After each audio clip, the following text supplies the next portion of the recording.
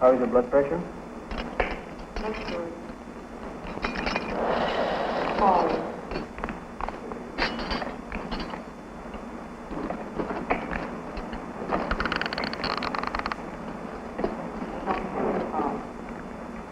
Let's have another reciter, please.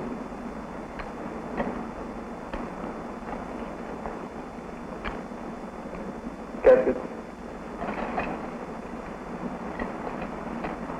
This whole operation is expanding with our research program. We're getting new buildings, our staff is growing, but we still find ourselves in need of newer and better facilities. Of course, it's the same everywhere at the government institutes, the large private concerns, pharmaceutical laboratories. But after all, when you consider the fantastic growth in medical research, step in here, please. This is one of our recently equipped laboratories. The university, by the way, is quite interested in this particular experiment. We expect some significant results within the next few months, which could lead us off into entirely new directions. I would say yes to that. Everyone is familiar with the explosion in medical technology. Medicine will continue to grow at a fantastic rate. This we take for granted. But in the excitement, we've been overlooking a few things. For example, the fact that we in the profession are losing touch with each other and each other's work. It's a big science, today's medicine. It's becoming increasingly fragmented. Dr. Vaughn. We're fanning out in 1,000 directions. And each new discipline has its own maze of facts and figures, its own esoteric jargon. If we lose sight of each other, we could lose sight of the common goal, which is health, is it not? Ideally, I should be aware of all new work being done in fields related to mine, but I have a hard enough time keeping up in my own field. As for the medical students, I don't know how they manage to learn all they're supposed to. As a matter of fact, a lot of very interesting developments have come about indirectly. We'll be running an experiment, and several unfamiliar problems will arise, each one of which leads us on into something entirely different. New insights, new problems, new directions. There's no end to it. We always have to be prepared to branch out. Oh, yes, definitely. What has happened? What concerns me the most is that all this diverse activity has produced a logjam of information. And it will continue to pile up unless we get better ways to get it moving. We need to disentangle this vital knowledge and make use of it. And this is going to require better methods of communication, better teaching methods. We're expecting a lot of important data from this experiment.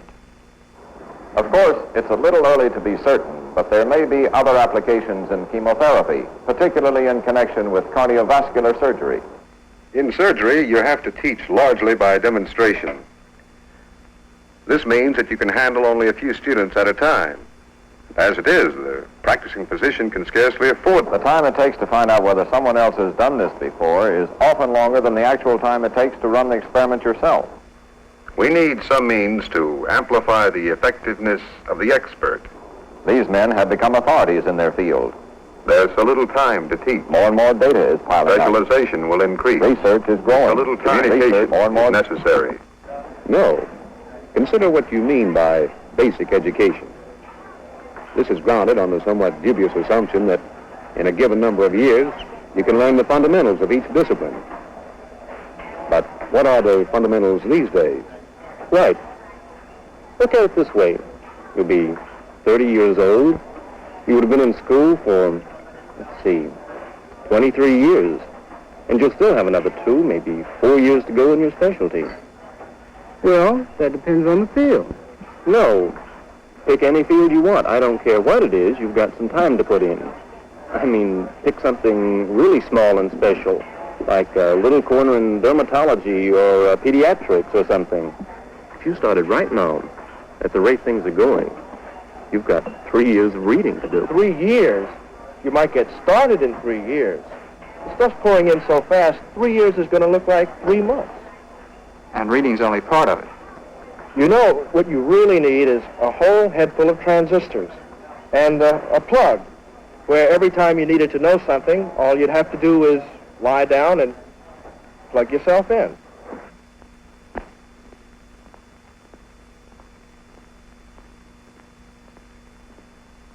The problem. Information. Knowledge. Lots of it. So so much we can scarcely comprehend the volume, the weight of it. Volume and weight, odd measurements of knowledge. Maybe it's not so odd when you think about it.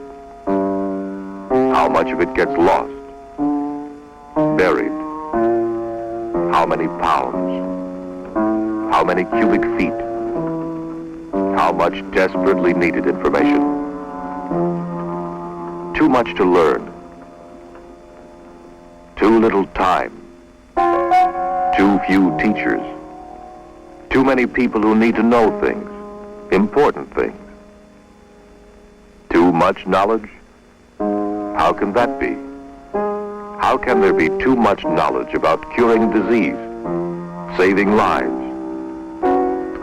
How, when there's so much we don't know? What we need are better ways to process information, evaluate it, assimilate it.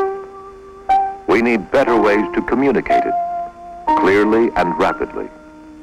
Better ways to get it where it's needed.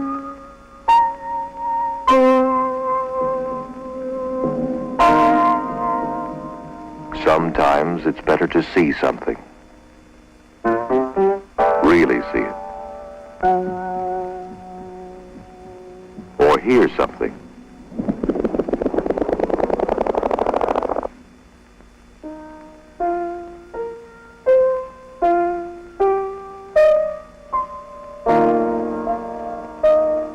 A picture can be worth 1,000 words.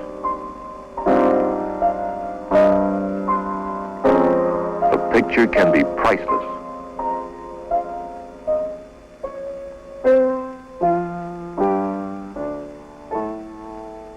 Pictures can see into the heart. Pictures show, describe, with colors.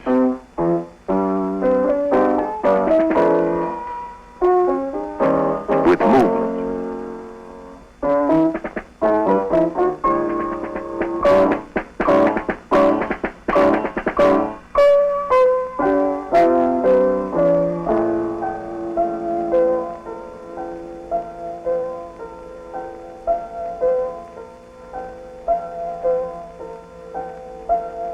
Pictures capture.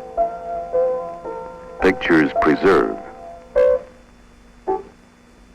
A picture can go places, easier and faster. It can go a lot of places at once.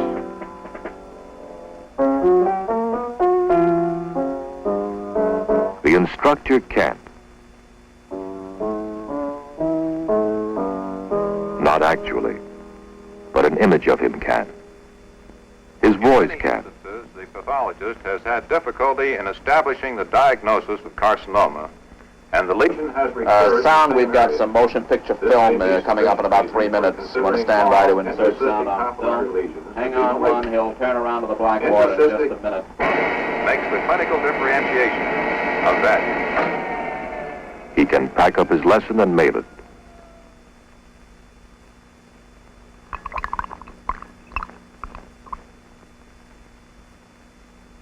Pictures talk in any language, to the literate, to the illiterate.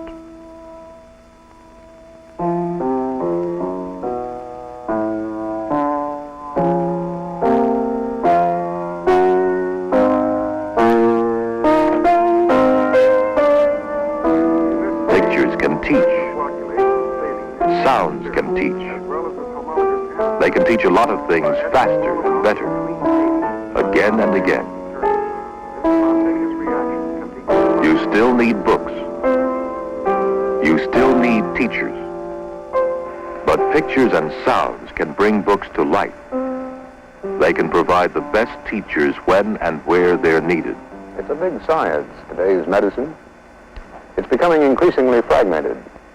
We're fanning out in 1,000 directions. And each new discipline has its own maze of facts and figures, its own esoteric jargon. If we lose sight of each other, we could lose sight of the common goal, which is health, is it not? Sounds and pictures. Audiovisuals.